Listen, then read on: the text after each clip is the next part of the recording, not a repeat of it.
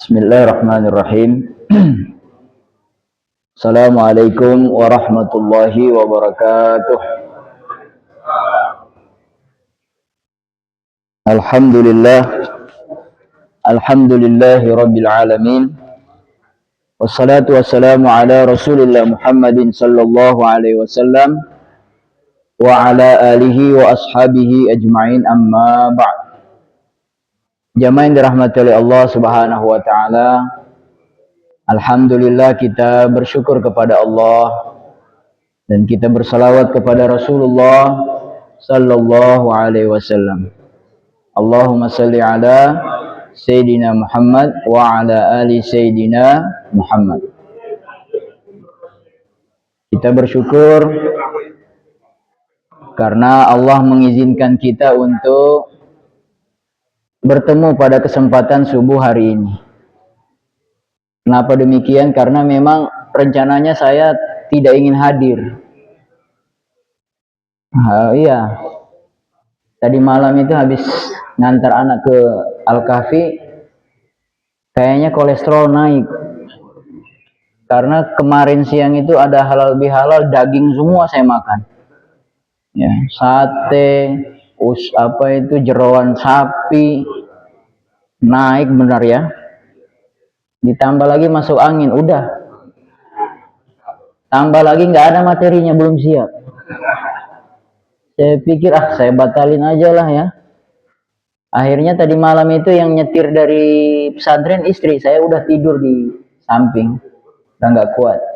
Sampai rumah nggak banyak cakap, langsung tidur. Isya belum sempat. Saya niat aja mudah-mudahan bisa bangun, Allah bangunkan.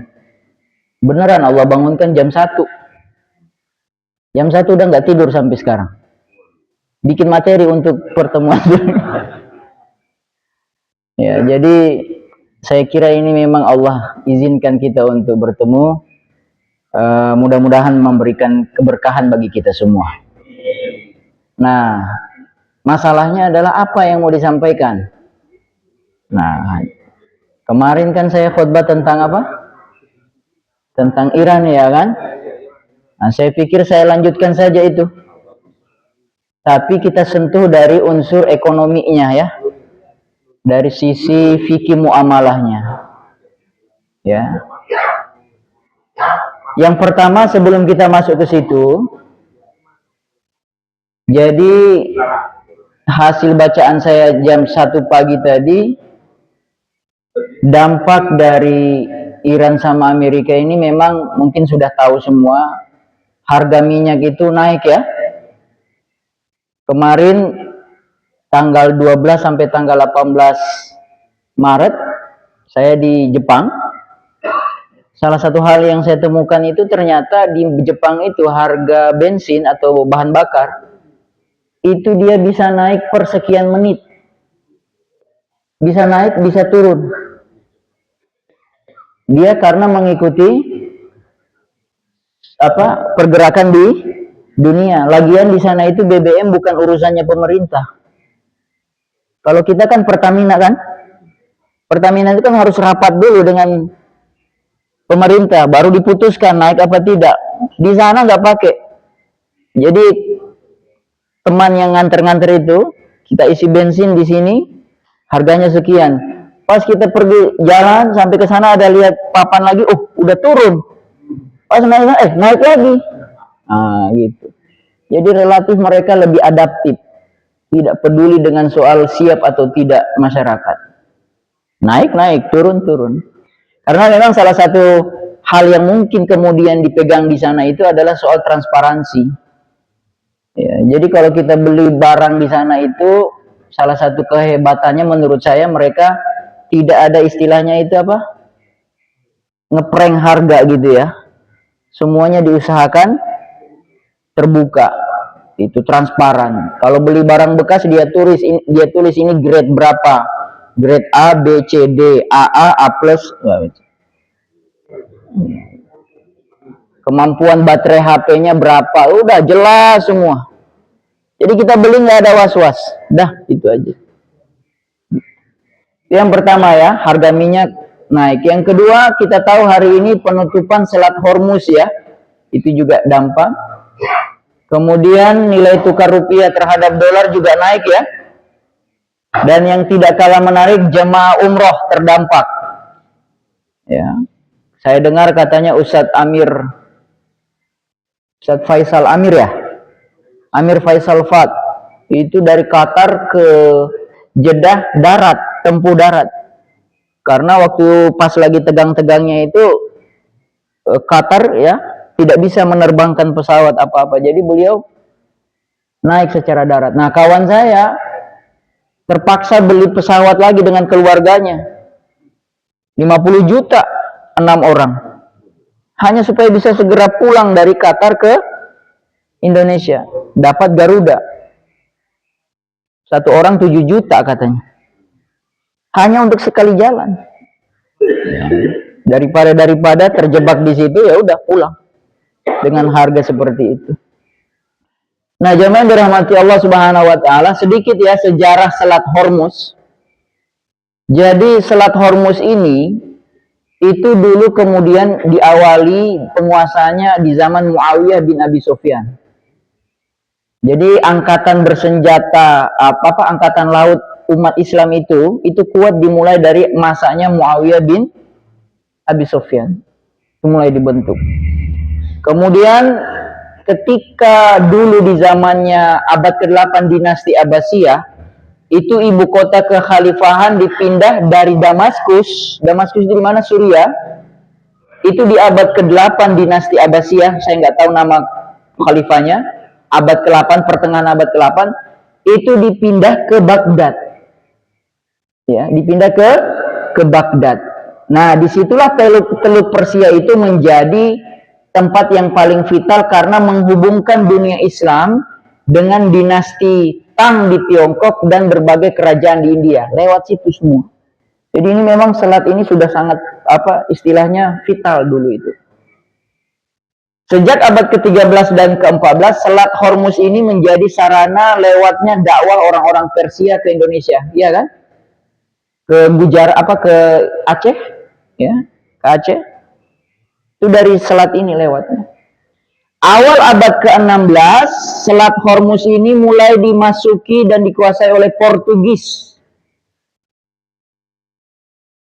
Khilafah Utsmaniyah, masih khilafah, itu bergerak angkatan lautnya dari Suez itu di Mesir, bergerak mau merebut dari Portugis Hormuz ini, tapi gagal. Kapan itu direbut kembali? Itu terjadi di masa dinasti Safawi, dan yang menariknya hanya bisa direbut dari Inggris setelah dinasti itu bekerja sama dengan Inggris. Jadi ada kompensasi, Inggris serang dari laut, pasukan Persia serang dari darat. Baru kemudian Portugis bisa keluar. Tapi ya kita tahu ada kompensasi gitu. Nah, jadi jemaah sekalian dirahmati Allah Subhanahu wa taala. Nah, ini yang repotnya ini. Bagaimana kita menggabungkan atau menyikapi apa yang terjadi di Iran ini dengan perspektif fikih muamalah, gitu ya. Nah, tetapi sebelum masuk ke perspektif fikih muamalah, saya masuk ke jalur lewat ini. Kaidah-kaidah fikih dulu supaya paham. Yang pertama, kita pakai pendekatan kaidah fikih yang namanya isu pasti dan belum pasti. Oke ya, dicatat aja dulu, didengar aja dulu. Pasti dan belum pasti. Kalau kaidah fikihnya itu kira-kira al-yakin la yazulu bisyak. Ya, yakin versus syak. Yakin versus ragu. Nah, kalau kita lihat peta politiknya, ini pakai masuk dari situ. Kenapa Amerika dan Israel itu nyerang Iran? Karena mereka membangun alasan bahwa program nuklir Iran itu adalah ancaman. Betul ya? Sehingga sebenarnya serangan itu sudah dimulai kalau kita lihat dari Juni 2025. Itu sudah mulai dari situ. Februari 2026 juga. Dan mereka menganggap ini sebagai pembenaran moral untuk melindungi stabilitas kawasan. Karena mereka takut Iran punya senjata nuklir di masa depan. Jadi yang narasi dibangun mirip dengan Irak waktu itu. Nah, kita komentari apa kecacatannya. Pertama, ketidakpastian. Karena klaim intelijen mengenai misalnya hulu ledak nuklir Iran itu mungkin masih bersifat spekulatif, ya kan? Bisa saja seperti itu. Kemudian sebaliknya dampak serangan mereka itu lebih pasti. Kenapa? Kehancuran infrastruktur yang nyata sudah pasti terjadi. Amerika nyerang. Dan apa kesimpulannya? Mengorbankan nyawa manusia yang pasti terjadi. Dan itu adalah hifzun nafas. Bagaimana dengan perspektif Iran? Saya izin minum dulu.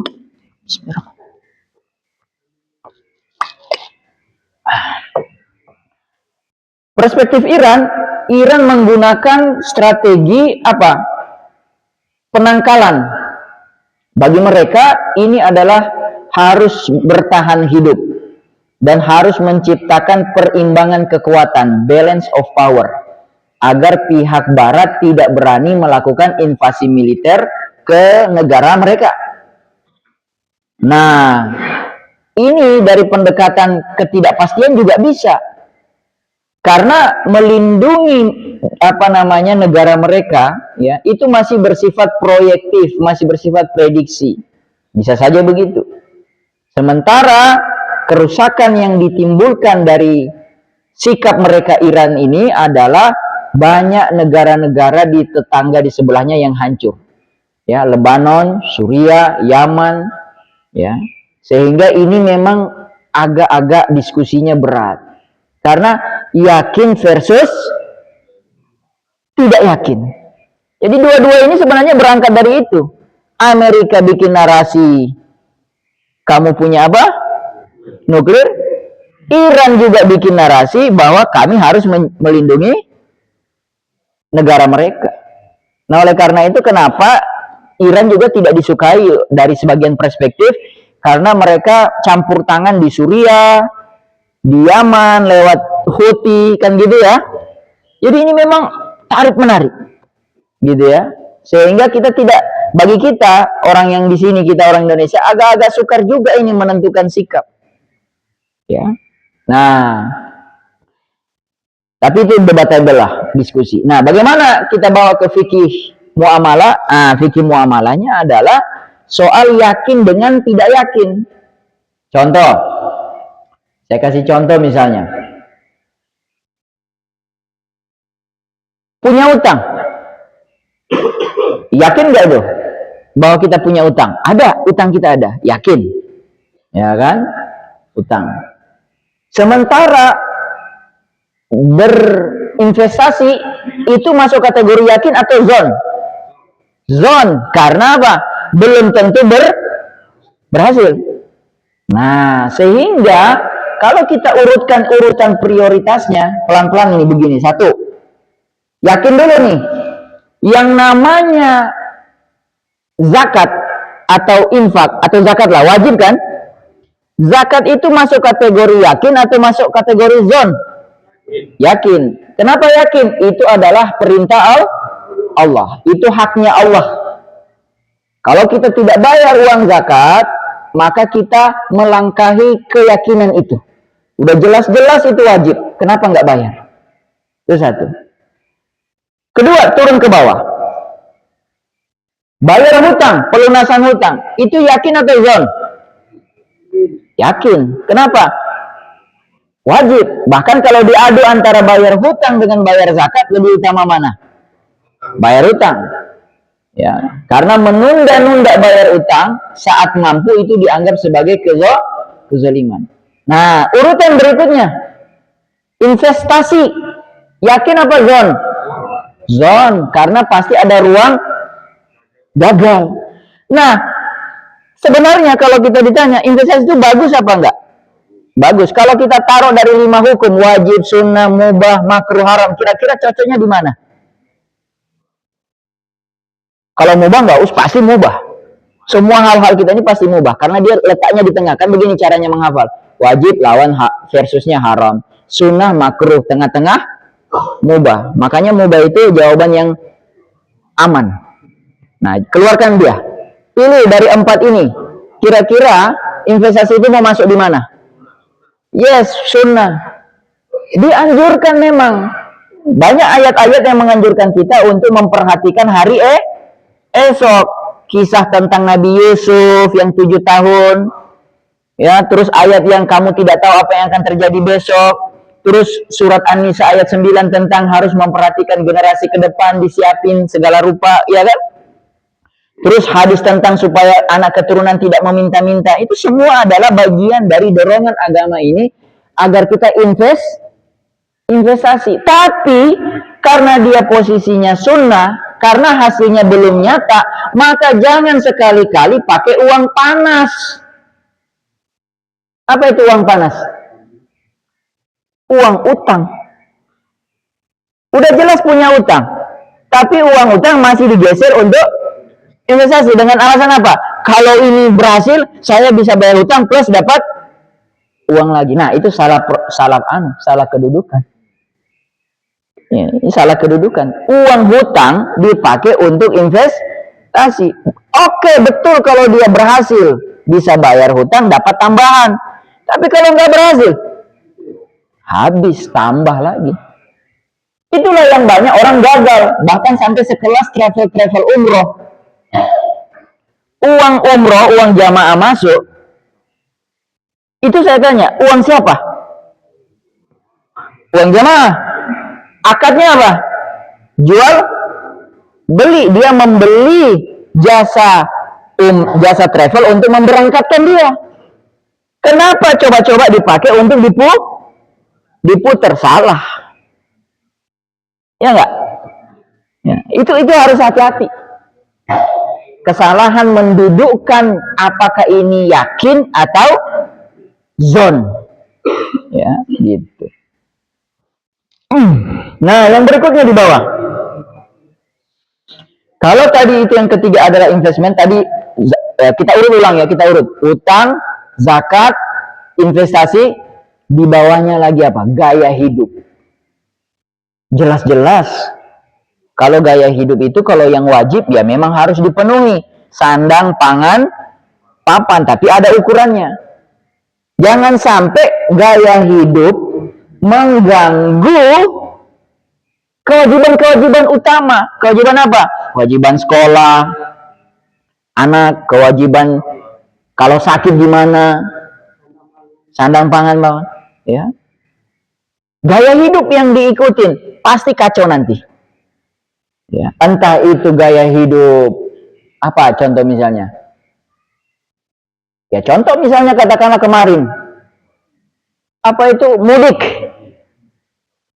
Saya udah 3 tahun saya nggak mudik. 3 tahun saya nggak pulang ke rumah. Kenapa? Karena saya berhitung betul 3 sekali saya mudik,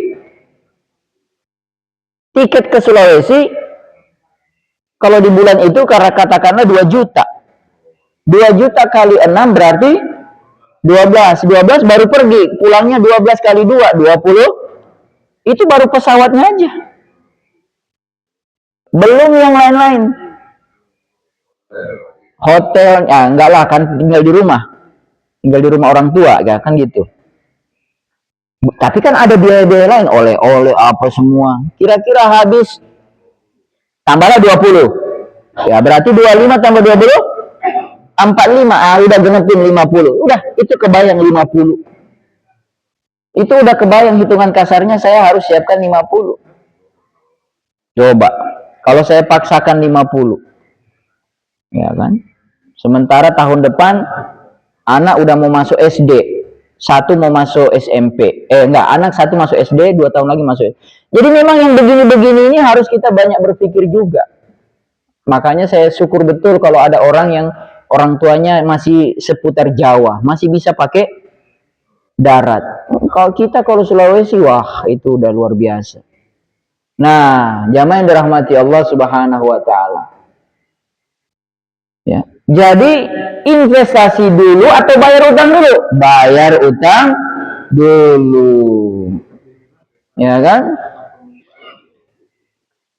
Hal lain, katakanlah dia sudah sudah bayar zakat, sudah bayar hutang, sudah nggak punya hutang. Kemudian dia mau masuk investasi, ragu-ragu antara ilmu. Maksudnya begini, ragu-ragu apakah tadi yang kita bilang, apakah dia mau terjun investasi ini rugi apa untung. Kira-kira dengan keraguan seperti itu, jadi apa enggak nih investasi? Hah? Cari posisi aman. Jadi begini, kalau kita mesti harus yakin 100% betul baru berdagang, mana ada orang investasi yakin 100% berhasil. Gak mungkin. Selalu ada risiko. Kalau itu tidak ditempuh risiko itu, kapan mulai bisnisnya? Ya enggak? Kapan mulai investasinya? Aduh, ini kalau begini, ini kalau begitu. Udah nggak jadi. Oleh karena itu, tidak mesti Islam itu mengajarkan pasti-pasti semuanya. Tadi kan saya bilang tadi, antara yakin yang pasti dengan nggak pasti, didahulukan yang pasti. Tetapi ini ada catatan kecil. Catatan kecilnya apa? Zakat sudah, utang sudah. Sekarang kita mau masuk investasi. Jangan tunggu yakin semuanya baru mau turun. Selalu ada ruang yang itu harus ditempuh. Gitu ya? Iya, gitu. Nah, jamaah dirahmati Allah Subhanahu wa taala. Sekarang kita lihat kaidah yang kedua. Balik lagi ke Iran sama Amerika. Soal kaidah yang kedua. Kaidah yang kedua itu bunyinya begini. Ya, parameternya. Soal besar versus kecil dalam skala prioritas. Besar atau kecil dalam skala prioritas. Nah, kita lihat. Amerika sama Israel, alasan mereka kedua, di kaidah yang kedua ini, itu mereka melakukan serangan militer ini, itu demi mempertahankan dominasi politik, kata mereka, dan menetralisir ancaman jangka panjang yang mereka tadi kira-kira. Bagi mereka, membiarkan Iran memiliki kapasitas nuklir itu kerugian strategis yang tidak bisa diterima secara politik. Nah, kita lihat apa kesalahan Amerika menggunakan konsep ini. Kesalahan mereka lebih memilih menghancurkan stabilitas ekonomi dunia daripada menanggung kerugian, yaitu pencabutan sanksi atau menempuh jalur diplomasi yang dianggap mereka mengurangi wibawa sebagai negara adidaya. Jadi Trump itu bagi dia lebih baik lebih baik hancur daripada malu, karena dia sudah terlanjur. Bagi dia Amerika harus kuasai, harus menang, gengsi tinggi. Sementara kalau mungkin dibicarakan baik-baik dengan Iran, kan bisa saja perundingan, ada hal-hal yang bisa disepakati, ada hal-hal yang mungkin, daripada dampaknya seperti sekarang ini. Amerika nggak mau, dia nggak mau serang, udah kena sekarang. Ya. Nah, bagaimana dengan Iran? Iran dia tutup jalur Selat Hormuz. Alasan dia apa? Daripada saya rugi habis, mending saya tutup, kalian juga rugi. Tapi ternyata apa dampaknya? Panjang. Termasuk kepada Indonesia, kepada dunia secara keseluruhan. Bagi Iran, nggak apa-apa. Nggak apa-apa dunia bergejolak. Yang penting saya juga tidak hilang muka. Saya juga tidak kalah habis. Jadi begini, ini akibatnya nih. Nah, pertimbangan-pertimbangan seperti inilah yang akhirnya membuat kita jadi serba salah juga. Keinginan Iran untuk bertahan, ya, itu dampaknya kepada jutaan warga dunia yang tidak terlibat konflik. Jadi serba salah, ya kan? Repot nggak? Repot ini. Ya. Oleh karena itu saya bilang kemarin di khutbah kemarin, tidak bisa kita itu memutuskan terlalu berlebihan mendukung sama tidak mendukung. Ya. Sementara ya di tengah-tengah lah, ini yang repotnya sih, mencari jalur tengah ini yang repot. Ya. Nah, bagaimana kita bawa ke ekonomi, ke fikih muamalah? Jelas, kalau kita bertanya soal besar versus kecil dalam skala prioritas misalnya konsumsi, maka aturan kaedahnya adalah pilih yang paling berdampak. Contoh apa Ustaz? Misalnya, ya kan? Misalnya, ya sudah, masalah konsumsi kita itu salah satunya adalah yang kita sebut dengan impulsif buying, belanja menuruti nafsu, ya.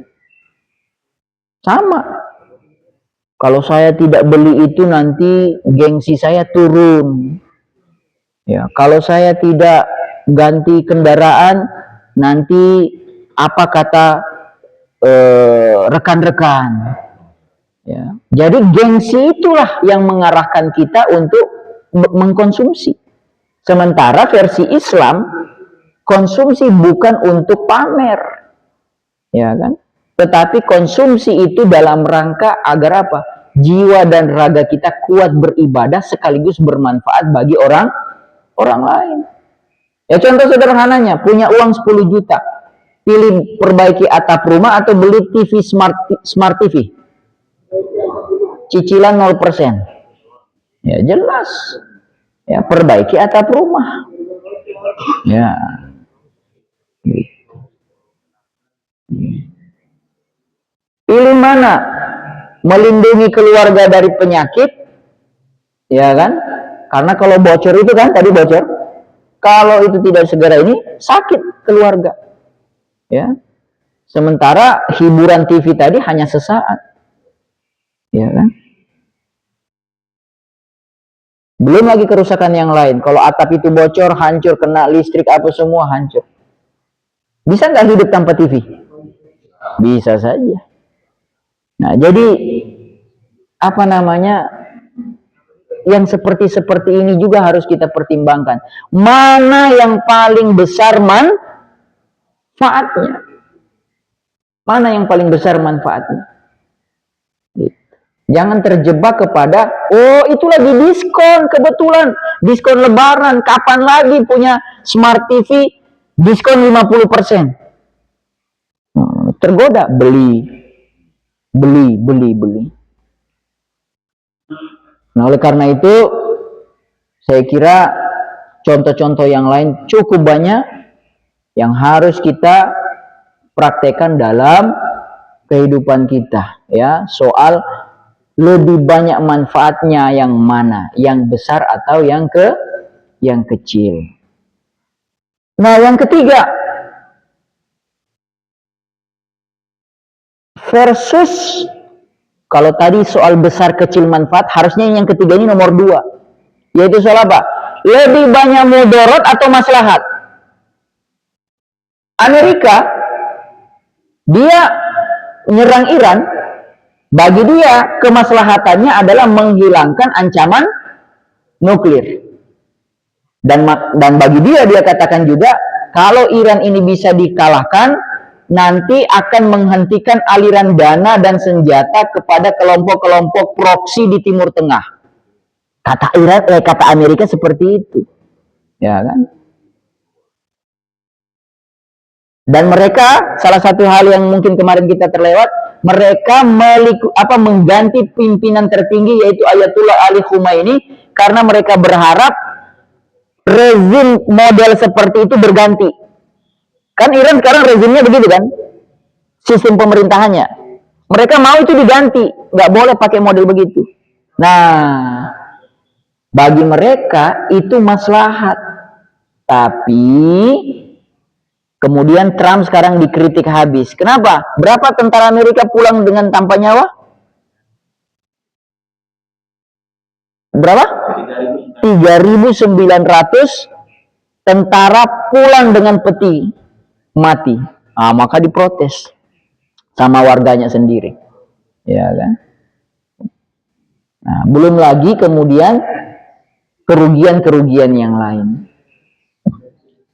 Nah, bagaimana dengan Iran? Ya, kata Iran, pimpinan kami dibunuh, tambah jadi mereka bangkitkan patriotisme. Ya kan? Dan segera melantik yang namanya Mojtaba Khomeini. Dan ternyata kalau kita baca-baca, sistem apa kita sebut tadi ini? Sistem apa? Pemimpin-pemimpin supreme leader begini kan 10 ya. 10 yang seperti ini juga ada yang kritik di dalam negeri mereka. Jadi Iran itu sebenarnya negaranya, rakyatnya juga mengkritik model seperti ini. Nah, tetapi yang menang saat ini di sana, di internal Iran itu, yang menang adalah yang model seperti ini. Nah, ketika pemimpin tertinggi mereka dibunuh, mereka kemudian memanfaatkan juga terbunuhnya itu untuk membangkitkan lagi semangat. Jadi, nah artinya mereka self defense. Ya, dan apa akhirnya? Balas lagi. Bapak Ibu rahmati Allah Subhanahu wa taala, saya kira dalam konteks fikih muamalah, contoh yang paling kelihatan sekarang adalah pay later. Ya kan? Atau pinjol. Ya kan? Beli sekarang, bayar nanti. Apalagi bahasa ininya cair dalam 5 menit. Ya kan? Nah, yang repot juga sekarang itu adalah kalau kita lihat kemudahan berbelanja menggunakan QRIS. Bapak Ibu, kalau kita pakai QRIS nggak bawa tunai, lebih sering nggak kita belanja? Sering sekali, termasuk saya itu. Psikologisnya gampang, tes. Kalau cari duit lama, gara-gara lama nggak jadi belanja. Nah, tapi karena ada QRIS, udah. Oleh karena itu hari ini kalau kita ketinggalan HP di rumah mau pergi berangkat kerja, balik nggak? Secara umum balik nggak Pak? Balik. Tapi kalau ketinggalan istri, nyusul apa? Disuruh nyusul. Suruh nyusul. Tapi kalau HP yang ketinggalan, wah nggak bisa. Nah, jamaah yang dirahmati Allah Subhanahu wa taala, jadi memikirkan maslahat itu harus juga kita pertimbangkan. Memang kita misalnya ada kebutuhan mendesak, tapi kalau kita menggunakan pay later, pinjol, selesai. Maslahat yang tadinya akan terpenuhi yang harus kita dapat malah berbuah menjadi mudarat, bahaya. Saya masuk ke grup-grup, saya cari grup namanya, kata kuncinya grup itu kalau di bukan di WhatsApp, apa satu lagi? Telegram. Di Telegram itu kalau Bapak Ibu cari grup, ada grup yang nama grup itu begini, mengatasi pinjol. Saya kira kan grup bagus nih. Ternyata tahu nggak Bapak Ibu? Jadi di grup itu adminnya menawarkan agar kita yang terkena pinjol misalnya itu minjem lagi ke pinjol, tapi belum selesai. Dia suruh kita untuk pinjam lagi ke pinjol, tapi dia akan bantu dengan menggunakan data fiktif. Ya, jadi mereka punya sistem, mereka kembangkan. Kita yang sudah terjebak pinjol boleh minjem lagi ke pinjol, tapi pakai data fiktif. Tujuannya apa? Supaya nanti kalau cair, mereka yang membantu ini dapat sekian persen. Setelah itu yang tadi dibantu itu sudah tenang-tenang saja di rumah, tidak pernah akan dikejar oleh kolektor, debt collector, nggak akan. Kenapa? Data kita adalah data fiktif. Itulah yang sekarang beredar di kalangan generasi-generasi muda. Mereka sebut dengan ajakan untuk galbay. Tahu galbay? Gagal bayar. Galbay namanya. Jadi mengajak orang untuk pinjol dan rame-rame untuk tidak bayar. Setuju? Sebagian orang mengatakan setuju. Tapi pada sebagian yang lain, ini menjadi alur lingkaran setan. Masyarakat kita bukan hanya lagi dosanya, bukan dipinjolnya ribanya, tapi sudah riba plus zalim. Penipu, penjahat. Bagaimana ini masyarakat akan diberkahi kalau begini? Coba bayangkan, Pak. Generasi seperti apa yang akan terjadi 5-10 tahun lagi atau ke depannya kalau begini terus?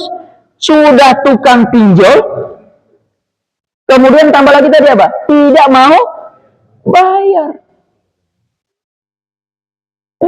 Difasilitasi lagi oleh oknum-oknum tadi. Rusak nggak masyarakat ini? Rusak, hancur ini. Ya, kenapa dibiarkan? Gak tahu juga saya kenapa. Ya, bisa jadi pemerintah masih sibuk mikir keluar dari BOP atau tidak.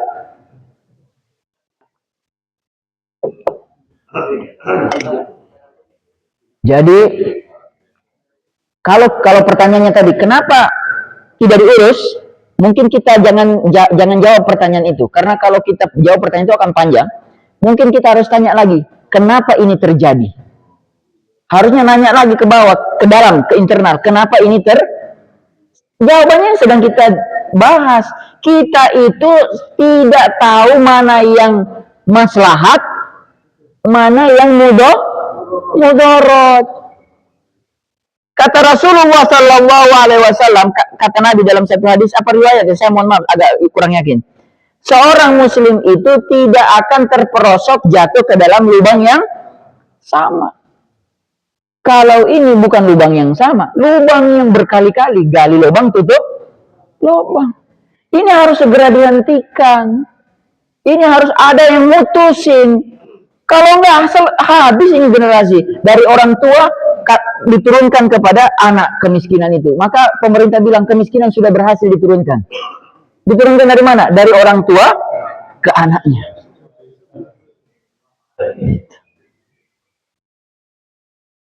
Dan akhirnya kalau negara ini jadi begini, negara jadi pusing juga, akhirnya ngutang lagi. Ya, MBG sekarang diutang lagi. Mau sampai kapan? Makanya para ahli-ahli juga menyarankan, ayo Pak Presiden, MBG itu bagus. Betul nggak? Bagus nggak? Di satu sisi MBG bagus kan? Asal pengelolanya bagus. Tapi di sisi lain, kalau pakai dana hutang lagi, kumaha? Coba.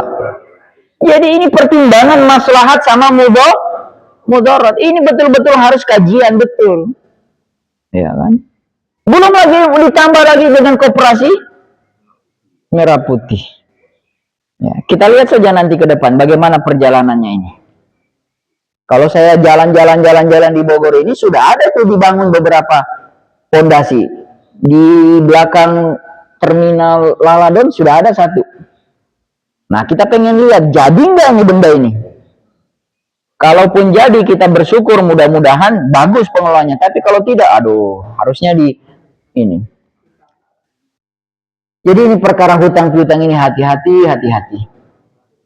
Ya. Bapak Ibu yang dirahmati Allah Subhanahu wa taala. Terus kalau pertanyaannya, terus solusinya apa? Kira-kira solusinya apa, Pak?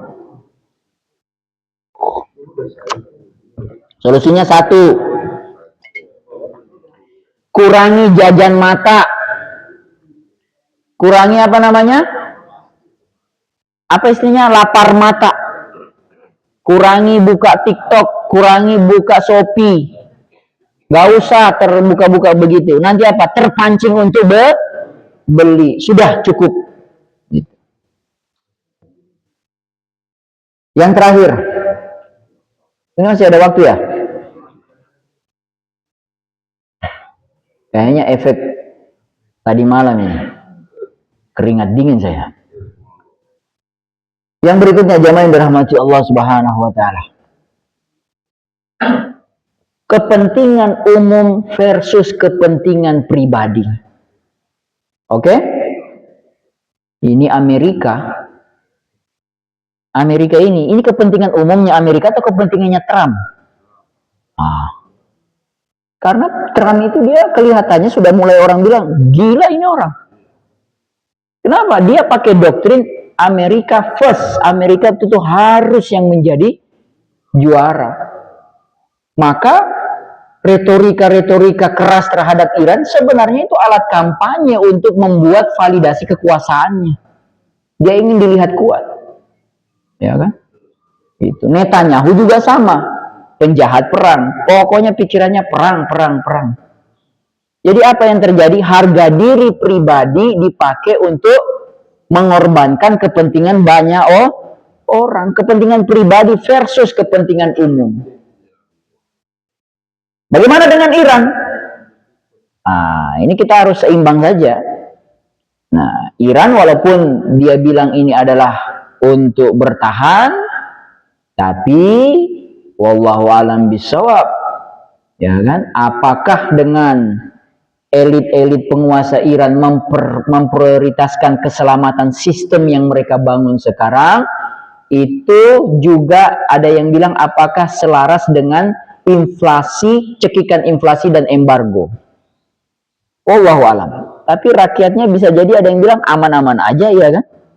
Bisa jadi begitu. Saya belum tentu benar juga apa yang saya tulis ini. Ya.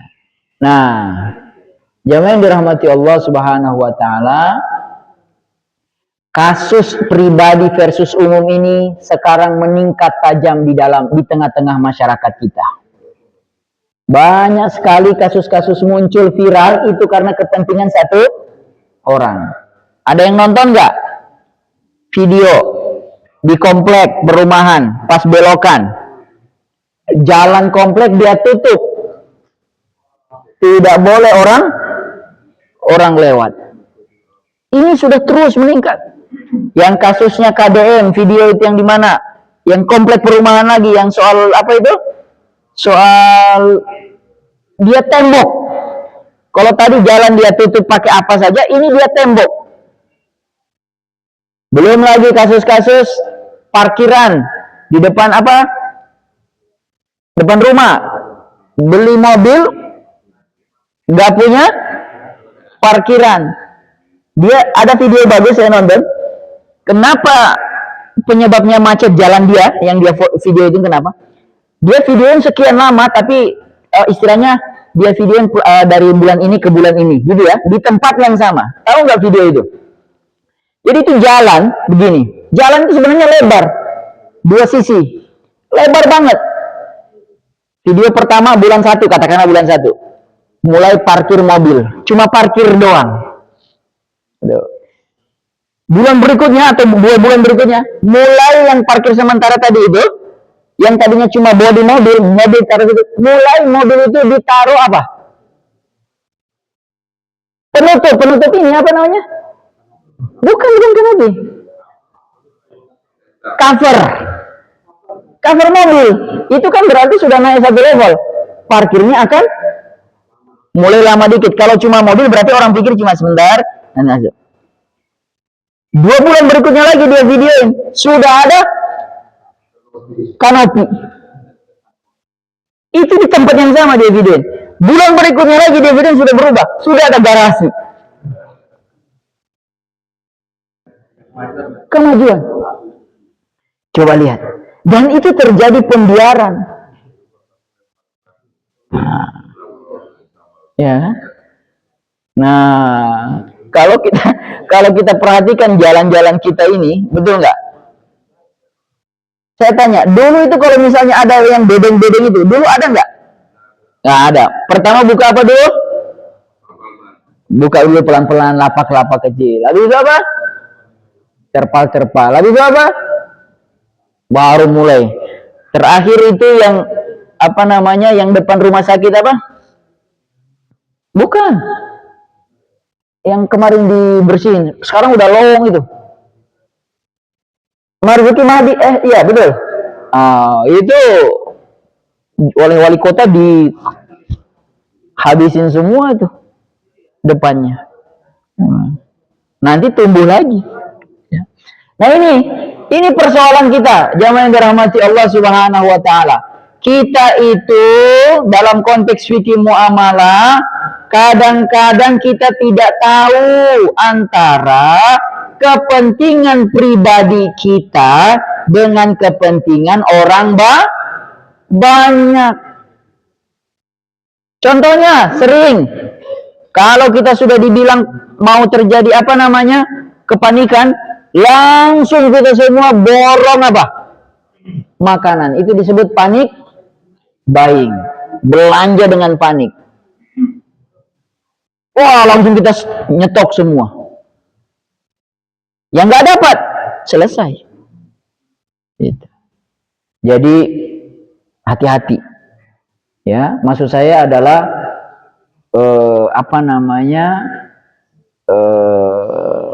ini kepentingan pribadi kita ini harus mulai belajar kita melatih pelan-pelan di jalanan. Contoh paling sederhana yang suka saya dapati, jalan sempit. Sudah jalan sempit, dia mau beli gorengan, walaupun cuma 5 menit, tapi itu kan bikin macet panjang. Saya sama istri suka berdebat itu. Lagi nyetir saya, dia bilang, itu mau beli itu. Saya bilang, nggak boleh berhenti di sini. Berhenti di sini macet panjang itu. Kasihan orang. Oh, cuma sebentar doang. Oh, sebentar gimana? Kadang-kadang saya kalah juga kalau saya suka juga itu barang. Iya. Tapi ada jalan tengah, biasanya jalan tengahnya gini. Oke, saya berhenti di sini tapi kamu yang turun beli. Saya tetap di mobil. Jadi kalau sudah gawat darurat, saya harus jalan. Saya tunggu di depan. Gitu. Gitu. Ternyata tunggu di depannya jauh sekali. Udah sampai di rumah kena marah lagi ya kan. Yang kecil-kecil itu harus kita mulai belajar, Pak. Ya, saya mahasiswa saya itu saya marahin terus. Kalian ini harus belajar dari sekarang soal parkir motor. Itu mahasiswa, kan saya dosen. Saya kalau ke kampus naik motor, saya nggak suka bawa mobil. Jadi saya parkir di parkirannya mahasiswa. Udah kita parkir. Pas saya selesai ngajar, saya nggak bisa keluar. Ditutup parkir. Bagaimana saya mau keluar ini kalau begini? Kita itu kadang-kadang, yang penting kita parkir, tutup aja. Orang mau keluar gimana? Nah, yang begini-begini. Kita harus mikir, kalau saya parkir di sini, kira-kira orang depan bisa keluar nggak? Harus sampai di situ pikirannya. Jamaah yang dirahmati Allah Subhanahu wa taala. Ya. Saya kira sudah bunyi. Silahkan kalau ada yang mau bertanya. Kalau nggak ada, saya lanjut sedikit mengambil waktu. Kalau ada saya jawab. Mangga silakan. Ada nggak? Bu Ibu?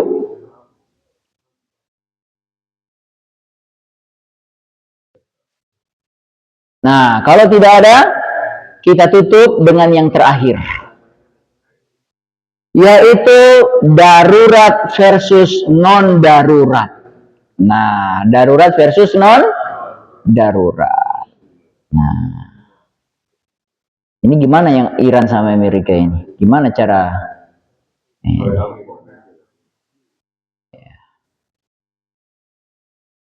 Ya, kata Amerika, ini darurat nih. Kalau kita tidak hentikan Iran dengan nuklirnya, bahaya dunia. Ya, ternyata kita jawab, darurat Anda itu darurat yang berdasarkan cuma perkiraan. Ya. Bagaimana dengan Iran? Nah, Iran juga. Ini darurat, saya mempertahankan diri. Akhirnya dia serang semua partner-partnernya. Negara apa? Qatar. Apa lagi? Saudi, Kuwait, dia serang juga semua. Nah, kata orang-orang itu, janganlah begitu. Ya, pangkal Amerika. Tapi kan ada beberapa yang kena yang lain. Ini jangan begitu, habis kita juga. Nah, saya tidak tahu pada akhirnya kalau bapak-bapak tanya ke saya kesimpulannya apa, ada yang bilang begini ke saya malah Pak Ustadz berdoa mudah-mudahan dua-duanya hancur. Saya bilang, wah, kaget juga saya. Amerika hancur, Iran juga hancur. Saya pikir-pikir Israel yang menang kalau begitu. Jadi ini memang repot juga. Nah, oleh karena itu memang perlu ada tengah-tengah. Ya, mungkin Iran jangan serang semuanya ya. Serang yang bagus-bagus lah. Ya. Nah, terakhir itu soal darurat atau tidak, saya kira tidak banyak yang bisa kita bahas juga. Saya kira sudah dipahami. Bapak Ibu yang dirahmati Allah, dalam konteks ekonomi, ya, pilihlah pilihan-pilihan yang betul-betul darurat. Apakah membeli kendaraan baru itu darurat atau tidak? Ya, apakah minjem di pinjol itu darurat atau tidak? Apakah apa lagi? Apa? Contoh-contoh yang lain? Gaya hidup itu darurat atau tidak? Pokoknya dipertimbangkan. Kalau memang itu bukan darurat, oleh karena itu definisi darurat harus kita sampaikan. Apa itu definisi darurat? Darurat itu Pak, Ibu, kalau sudah sampai kepada tahap mengancam nyawa, itu baru kategori darurat. Di bawah darurat namanya hajiat. Apa itu hajiat? Dia tidak sampai ke nyawa. Nyawa tidak hilang, tapi bikin susah. Nah, yang paling bawah namanya darurat hajiat tahsiniat. Tahsiniat itu apa? Tersier. Ya, primer, sekunder, tersier. Tersier itu laks-laksnya aja, tambahan-tambahan saja. Nah, mudah-mudahan dengan mempelajari semua yang kita bahas pagi ini, mudah-mudahan semakin memperkuat cara pandang kita dalam konteks berekonomi. Kita tutup dengan ada pertanyaan ya, bagus. Enggak, silakan Bu. Coba.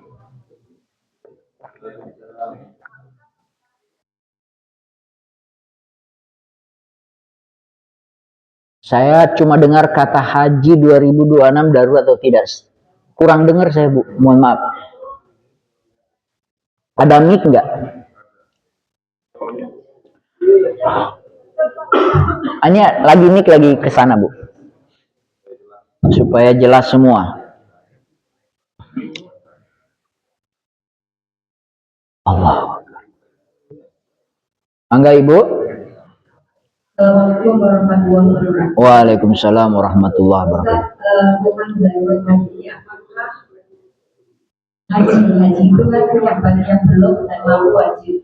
Dan sekarang tentang kedaruratannya, apakah ini darurat atau tidak?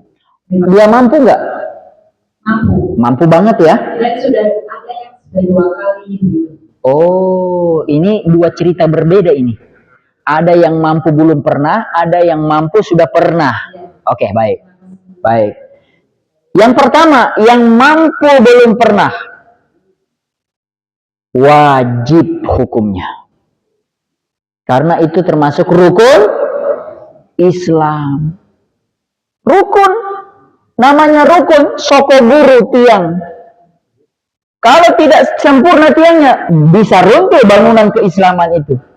Syahadat, sholat, puasa, syahadat, sholat, zakat, puasa, haji, bagi yang mampu. Dia sudah Allah kasih kemampuan, berangkat.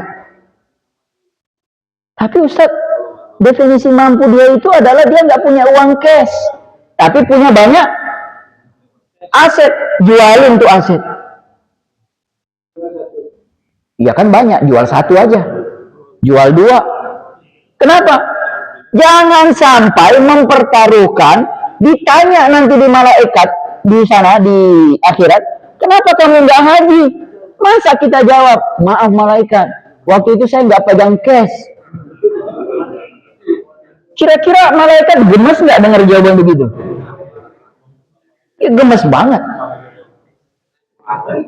Kata dia, kamu memang nggak pegang cash, tapi kan Allah kasih rezeki kamu dengan itu, rumah macam-macam model, jual. Kenapa kamu nggak jual? Gitu. Jadi itu ibu ya. Hubungannya dengan darurat yang keadaan seperti ini sekarang. Oh, ekonomi sekarang. Dengan keamanan. Oke, berarti versus keamanan. Kalau bicara keamanan, baru kemarin, apa 2 hari lalu, teman saya umroh. Ngawal bapaknya. Saya sempat bikin pertanyaan ke ibu. Aman nggak? Saya tanya ke dia. Apa jawaban dia? Bismillahi tawakkaltu 'alallahi la haula wala quwata illa billahil aliyil azim. Bagi dia, hitung-hitungan dia, ini masih kategori aman. Nah, untuk sampai ke soal apakah betul-betul aman, kita tidak bisa jawab di kondisi kayak gini. Sekarang ini harus kita betul-betul buka. Misalnya, ambil permisalan apakah kemarin atau seminggu ini apakah masih lancar pesawat ke sana. Kalau lancar, aman. Gitu, Bu. Nah, itu umroh. Bagaimana dengan haji? Haji bulan berapa? 1 bulan lagi, Bu, ya? Nah, pertanyaannya, apakah 1 bulan lagi itu aman atau tidak? Itu kan berbasis prediksi. Berarti kalau kita bikin prediksi 50-50, kalau kita pakai asumsi 50-50, berarti masih tetap boleh jalan karena masih 50-50. Kecuali misalnya dalam usul fikih itu, kaidah fikih dikatakan ghalabatu zanni, keyakinan yang sangat kuat bahwa itu tidak aman. Apa itu keyakinan yang sangat kuat? Berarti kira-kira kalau dipresentasikan berapa? Kalau 60-50, 60-40 masih kuat banget itu? Enggak. 60-40 itu enggak kuat banget. Bagaimana ini? Statistiknya? Yang disebut dengan ghalabatu zanni, sangat yakin, tidak sempurna tapi sudah sangat yakin. Berapa persen, Pak Prof? Umum, secara umum 90 atau 95%. Kalau dia orang pemberani di atas 50% jalan.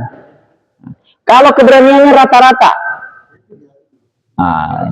Jadi Ibu, balik lagi kalau soal keamanan, kalau hanya 50-50 jalan aja. Kalau anak 60-40 yakin aman 60, tidak yakin aman 40, jalan 60. Ya kan? Tapi kalau misalnya tidak yakin aman 60, aman 40, jalan apa enggak? Enggak jalan. Nah, ada yang bilang enggak jalan, ada yang bilang jalan. Nah, kalau pakai ghalabatu zan, itu belum ghalabatu zan kalau 60 itu. Ya. Pokoknya, Bu, kalau sudah di atas 90 baru. Ya. Itu kira-kira ya, itu debatable lah, pertimbangan-pertimbangan. Jadi, Bu, pada akhirnya keputusan haji itu, ini baru jawaban konkret saya ini, jawaban kunci ini. Haji ini yang ngatur kita siapa? Bukan. Kalau Allah memang ngatur semua kita. Pemerintah. Kalau pemerintah bilang aman, jalan. Hah? Sekarang pemerintah bilang gak aman. Kalau pemerintah bilang gak aman, udah langsung di stop.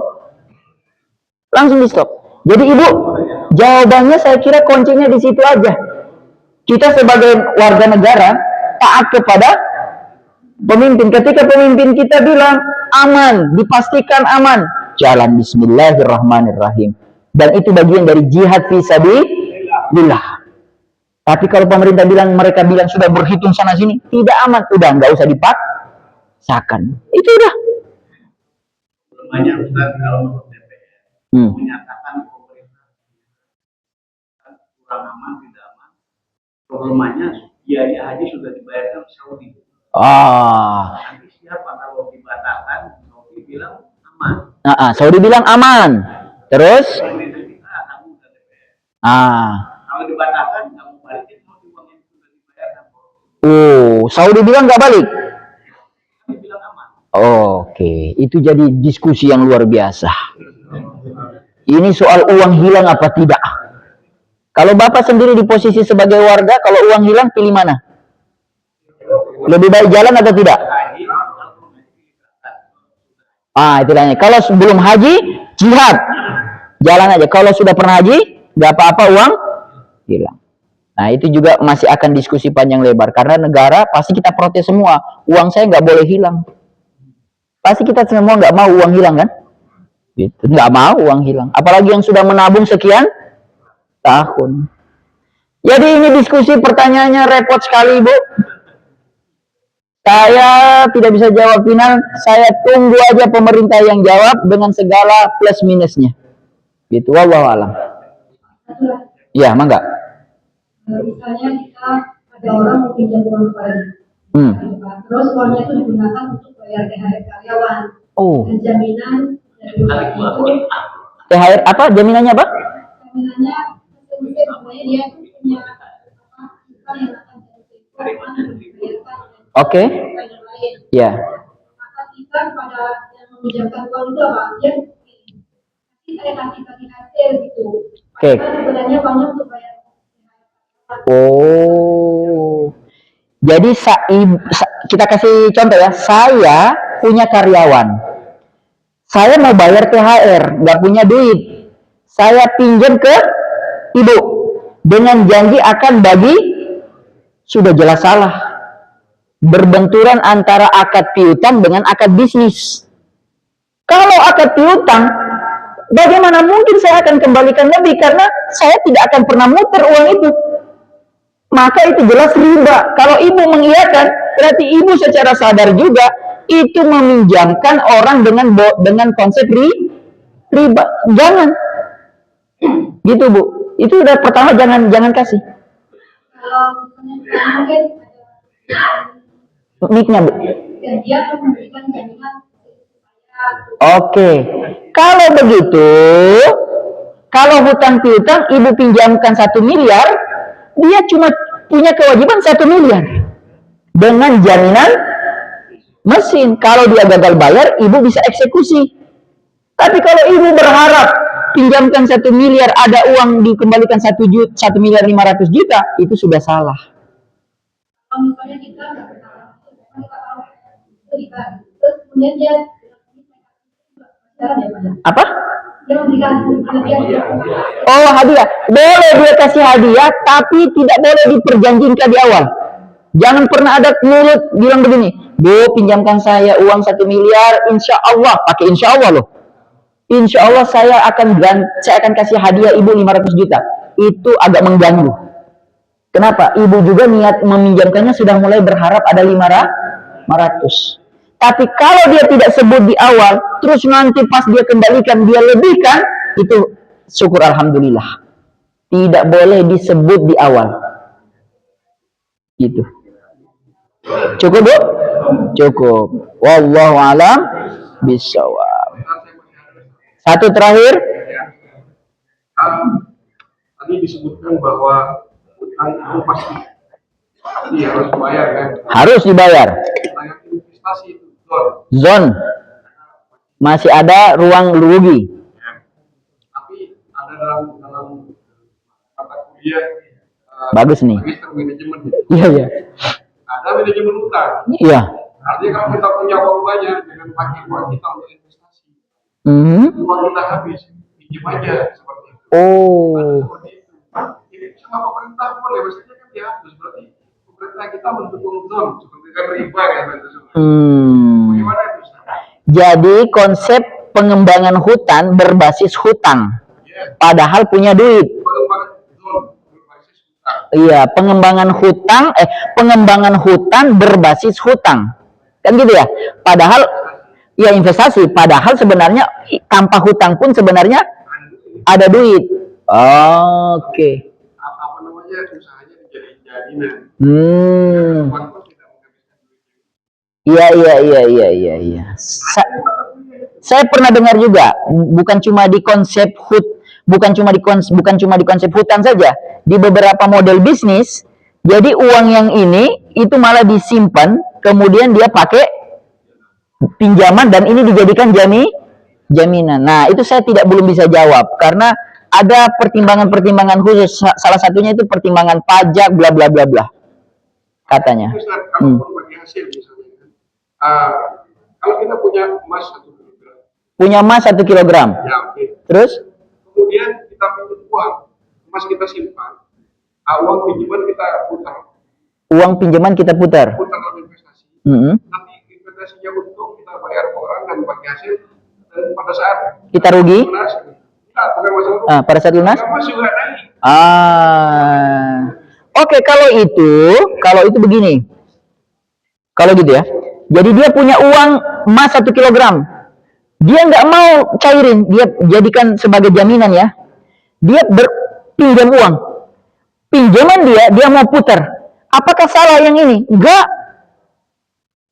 Karena orang yang saling pinjam meminjam itu kan sudah sepakat bahwa dia rela meminjamkan duitnya dan si fulan berjanji untuk mengembalikan. Yang penting disepakati kapan dikembalikan. Selama pinjam meminjam ini diselesaikan sesuai dengan perjanjian, sah. Ada waktunya. Ila ajali musamma. Yang repot adalah yang tadi kasus pertama. Kalau yang ini kasus utang piutang, saya rasa nggak ada masalah, nggak ada isu. Karena dua-dua sepakat mengutangi dan siap membayar utang. Tapi bagaimana kalau ini punya 1 kilogram emas, malah cari cari utang untuk uang itu dibisniskan. Seandainya bisnisnya rugi, itu pun sebenarnya menjadi tanggung jawab dia untuk membayar hutang dia. Gitu. Jadi nggak ada masalah. Emas dijual untuk sebagai jaminan dia untuk bayarin hutang. Kalaupun ternyata berhasil bisnis dia, ini naik, ini aman. Itu bagus juga itu ide itu. Yang nggak boleh itu adalah apa? Kira-kira nggak punya apa-apa, nggak punya jaminan, nggak punya apa-apa, ngutang dengan berharap dengan ngutang itu dibisniskan untung dan bayar utang dengan tambah untung. Itu yang nggak boleh. Nah, itu yang terjangkiti kepada generasi muda kita. Generasi muda kita itu diajarkan tentang namanya investasi saham. Yang hanya dengan sekian-sekian itu bisa menghasilkan. Mereka lupa pertanyaan mendasar, uang Anda modal dari mana? Akhirnya cara shortcut yang paling cepat adalah pinjol. Dia pinjol, dia putar di saham. Apa yang terjadi? Kalau untung, alhamdulillah. Ternyata rugi ini dia nggak bisa bayar. Yang terakhir, kasus yang terakhir itu anak muda mahasiswa, uang bayar apa? Semesteran oleh orang tuanya, dia pakai dulu untuk saham, rugi, bingung bayar uang semesteran, uang sekolah. Itu. Jadi yang paling penting itu kita ada dasar dulu uang. Jadi kalau konsepnya bank syariah, iya. Ada emas, misalnya saya tawarin, kamu pinjam uang aja ke saya atau sebagai hasil. Oh, bank syariah. Ya, terus bagi hasil nanti kalau emas kamu jangan buat muda, nanti emasnya naik, itunya juga untung. Ya. Kalau rugi masih jual. Kalau bank syariah menggunakan konsep berhutang, jelas bukan bank syariah. Kalau dia pakai konsep berhutang terus ada pengembalian untung, jelas bukan bank syariah. Berarti bukan konsep hutang, tapi pembiayaan. Mudharabah. Nah, sama ketika bank syariah menawarkan ke seorang nasabah, Pak, Bapak kan punya emas di kami. Berarti dia tahu orang ini apa? Mampu. Pak, kami tawarkan pembiayaan sekian. Kalau Bapak mau bisnis ini, dan kami tahu Bapak juga punya keahlian di bisnis itu, kami tawarkan pembiayaan, kita bagi hasil. Kenapa bank tawarkan ke orang itu? Kenapa bukan ke orang lain? Karena bank tahu kalau bisnis ini gagal, orang ini punya jaminan, nggak ada masalah. Nggak ada masalah. Yang salah itu kalau bank syariah memaksakan memberikan pembiayaan kepada orang yang tidak sanggup. Tidak sanggup itu apa? Pertama, tidak punya kolateral. Yang kedua, tidak punya kapasitas bisnis. Hanya dipaksakan, ayo ambil. Itu udah jelas. Dan itu yang kena kepada kita banyak. Kita kritik kalau lembaga keuangan yang memaksakan kepada nasabah-nasabah untuk melakukan pembiayaan sementara nasabah itu tidak mampu. Koperasi juga begitu. Memaksakan anggotanya untuk mengambil sementara dia tahu nasabahnya itu atau anggota koperasinya tidak mampu untuk bayar. Saya ingatkan betul kepada manajemen itu. Jangan cari-cari kesempatan sebanyak-banyaknya nasabah, sementara kita tahu dia nggak punya kemampuan. Itu namanya ngejerumusin orang. Wallahu alam bisawab. Terima kasih ibu-ibu, bapak-bapak yang dirahmati Allah. Sudah habis waktunya ya. Kita tutup dengan hamdalah. Alhamdulillahirabbil alamin. Subhanakallahumma bihamdika asyhadu an la ilaha illa anta astaghfiruka wa atubu ilaik. Mohon dimaafkan jika banyak kesalahan dan kekurangan. Assalamualaikum warahmatullahi wabarakatuh.